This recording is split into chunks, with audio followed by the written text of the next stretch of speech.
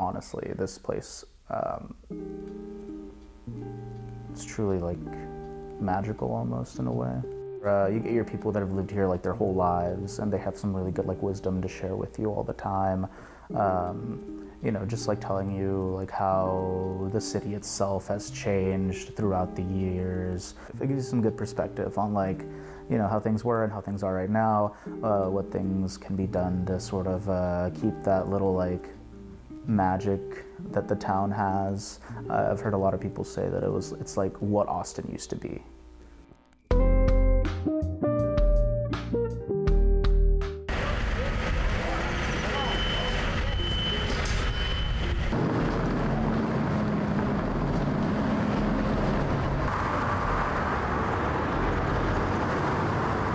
My name is Amanda Hernandez, and I'm the Director of Planning and Development Services, which means I am over all of our long-range planning, short-range planning, our permit center, inspections division, and we also have community initiatives and housing.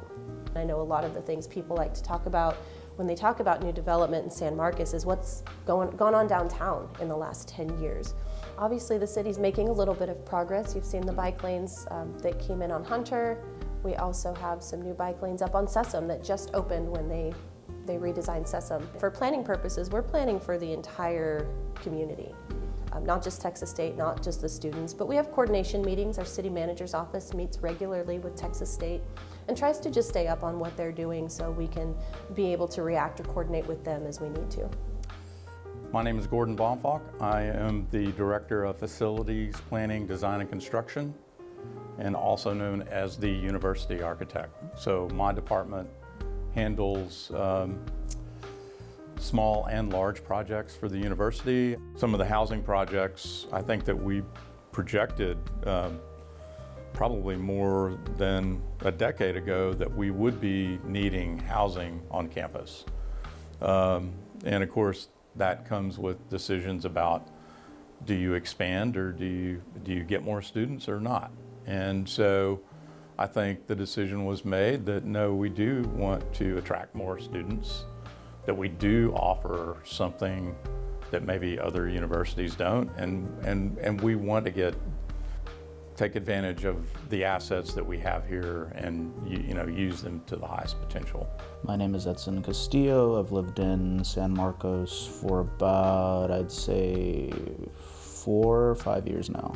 And I've also been doing pizza delivery for a while, so like I get to see the city a whole bunch. And I think the first time that I started that job, it was like a big eye-opener for me that like San Marcos can be like such a big city.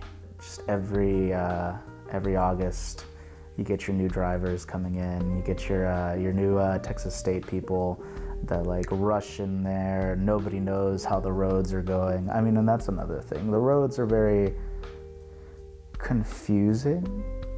Just a lot of new construction, and I realize that we need that's a growing city, and you need to accommodate for all of those people that end up staying here. Yeah, it's just part of growth, right? There's always it is a little bit painful to go through that. It inconveniences both the city and the campus, but unfortunately, it's those things are necessary to go through in order to finally get to a point where you have a really good, usable campus. It probably never stops. It goes through its ups and downs, but it is all about improvement. And we're about to celebrate our 125th year, and after that, I think we'll be here for another 125 years.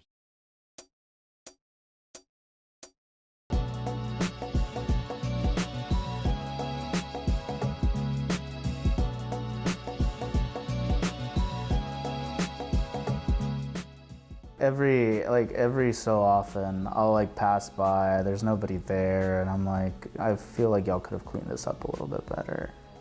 I can't tell you how many times I've gotten flats from like driving through those places and having to like pay $20 or like go into what's that place, Discount Tire, to like get them patched just because it's like I drive through them every day. But yeah, I would say every so often, every like 3 to 5 days, I would see it just like very much empty, nobody there. This is day 3 that we're going on. Like, what's going on? What's happening? So the first thing is to understand the difference between public and private development. Private development happens on private property, but sometimes, especially in the instance of downtown, the private developer has to block a street for a certain amount of time, to have their cranes or to fix the sidewalks or whatever it is that they have to do. And that private developer has to get a permit from the city, has to pay a fee, has to meet very strict rules about when they have their streets closed adjacent to their project. So yes, sometimes private development does get out there and it may look like nothing's happening, but public development also sometimes looks like there's nothing happening. I think the big one was the Hopkins Road, the one, like I said, that's right next to Zelix and North Street, I guess over by Gumby's too. It took about 3 years and then 2 or 3 years and then finally it was opened. And always going through there, it was always like, what are y'all doing over here? Why do y'all have all those branches?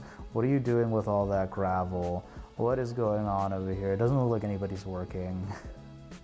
Hopkins was a public project. It was something that the city sponsored. We created and worked with consultants to create the design.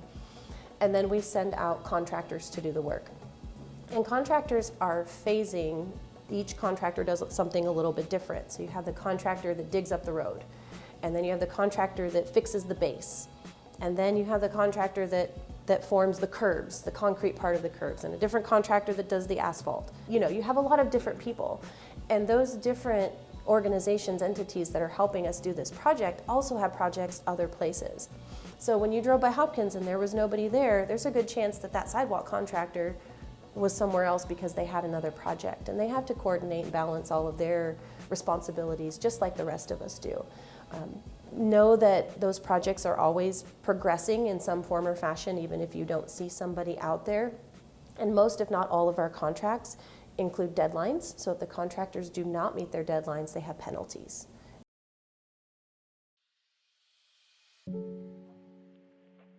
How the construction force is being pulled in 4 different ways almost, it seems. You've got your construction people up over at the campus doing the construction work on that new dorm, on some roads like right next to where campus is. Then you've got your construction workers working on stuff for the city, which is happening down here. And then you've got, I think down in New Braunfels there's some more construction going on, as well as down over by Austin near Slaughter, I think is where it is. So you have it like being pulled in all sorts of directions, and I don't think it's anything new that like that's just always how it is. You're always kind of shorthanded at some point. But I feel like there does need to be a balance in terms of how much construction should be going on at a time. I feel like this is one of those things where, because this place is so small and because there's like not really that many other like roads to go through, or like, you don't want people to go through a neighborhood because it's going to disrupt them, but they have to take that neighborhood because, the main road's closed down for whatever reason. I think that if we were to do this a little bit differently, it might be better for us to focus all of our attention on one issue at a time. It might be slower at first, I think, just because you're allocating a lot of like resources to one place that has been put into other places. But I feel like if we really push to get this construction done like as soon as possible in the safest way as possible, I feel like we could benefit a whole bunch.